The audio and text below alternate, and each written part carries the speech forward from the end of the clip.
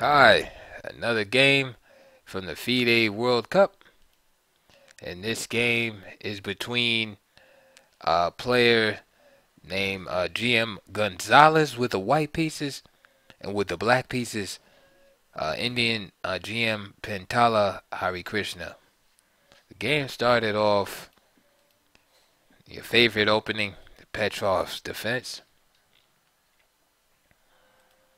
and knight takes e5, d6, knight f3, knight takes e4, and knight c3. This happens to be my favorite line because of its combative nature. Knight takes c3, main line. D takes c3, bishop e7, and white's plan is real simple. It's just to get the bishop to e3, queen d2, castle queen side. People like a lot of arrows. Castle queen side. Sometimes this bishop goes here or d3, and then basically start throwing these pawns up at the king. However, sometimes black will castle queen side, and then you have symmetrical castling. So knight e3 was played. Queen d2. Bishop e6. Castle. This pawn is well known. It's not really up for grabs. Bishop takes and b3. And then a5 is really not in time to rescue the bishop here. You see? And although it looks like something might be happening because you got this open file and the rook here, people in the know that there's really nothing here for black except a loss. Alright, so back to the main line. Castle. And ignoring this pawn.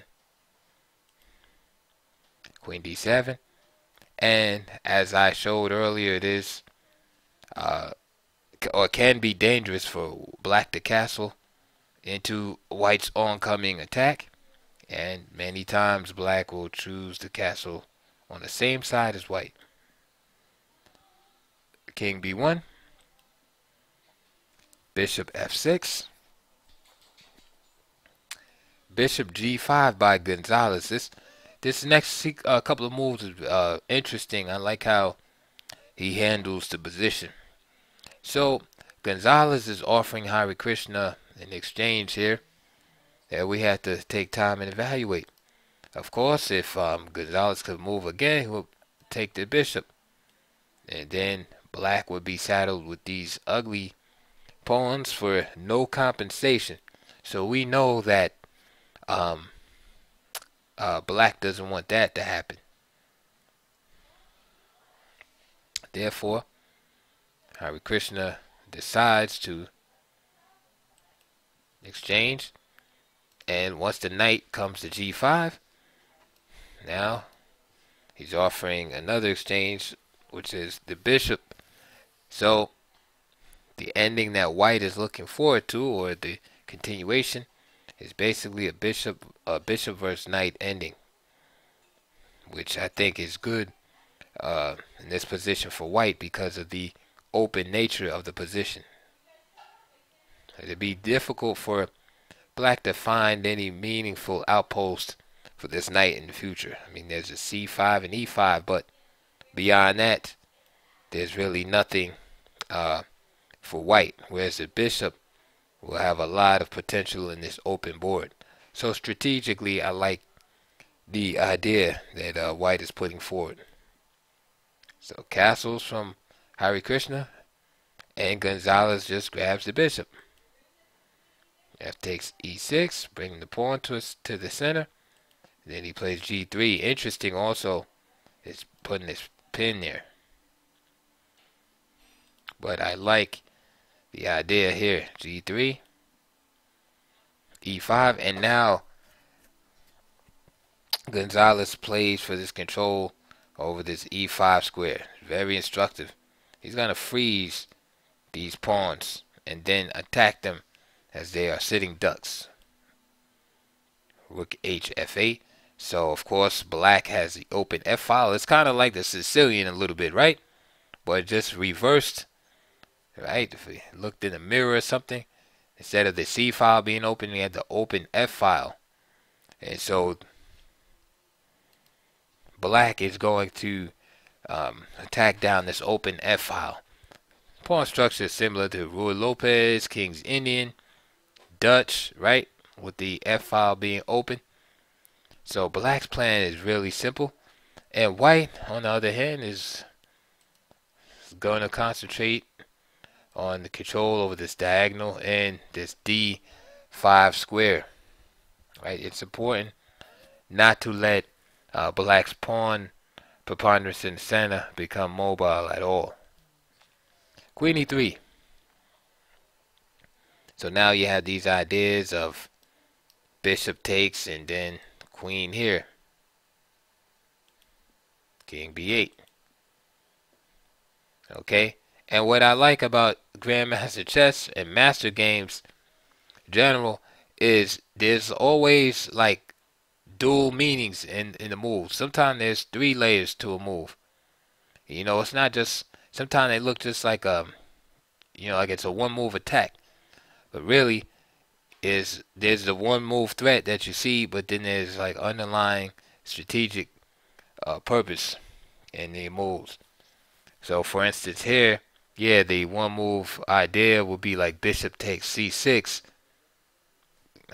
Excuse me, that's before king b8.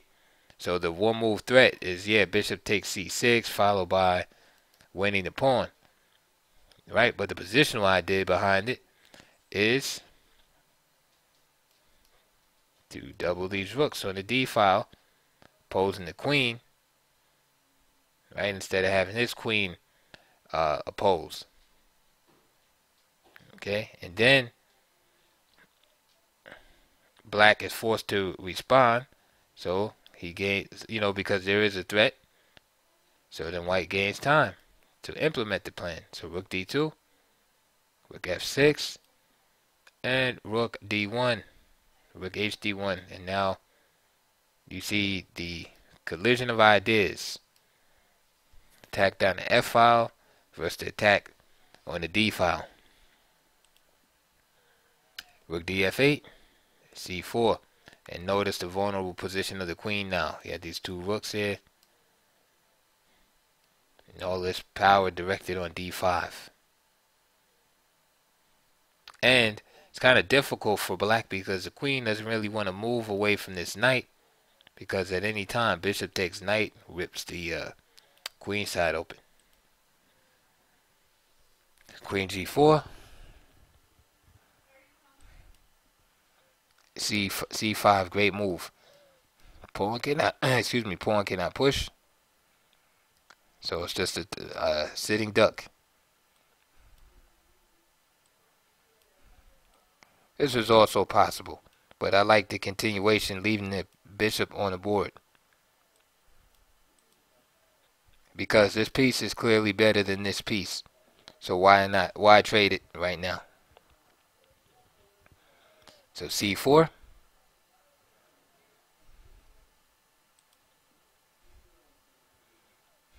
Rook takes f2. This is all based on back rank issues back here. So for instance, rook takes f2.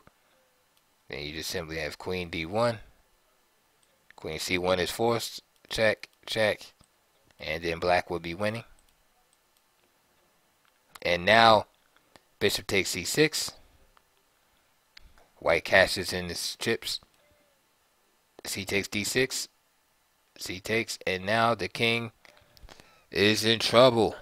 Harikrishna's king comes under fire. Again, all based on threats on the back rank.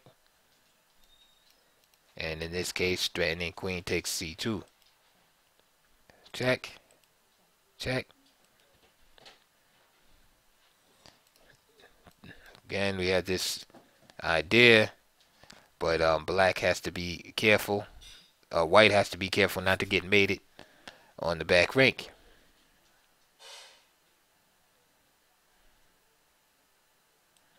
In this case, if queen takes f2, then you just have king takes d8.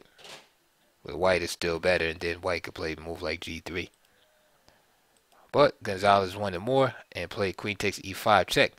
This is a powerful move because this rook, well, it can be taken, but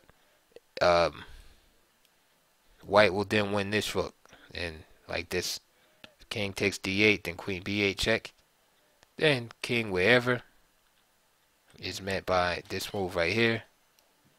And you can see the double attack. So that's why he snatched that pawn on e5. And this is why Harikrishna did not take it. So now he wants to take this pawn, this rook on f2, but he can't at this moment.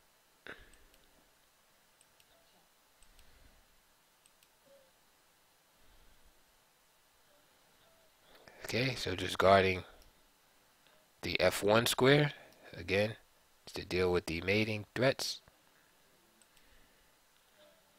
Good move by Gonzalez, just playing h3. That way the king has a place to go. And now he simply continues on with the attack. And at this point, black is just dead loss.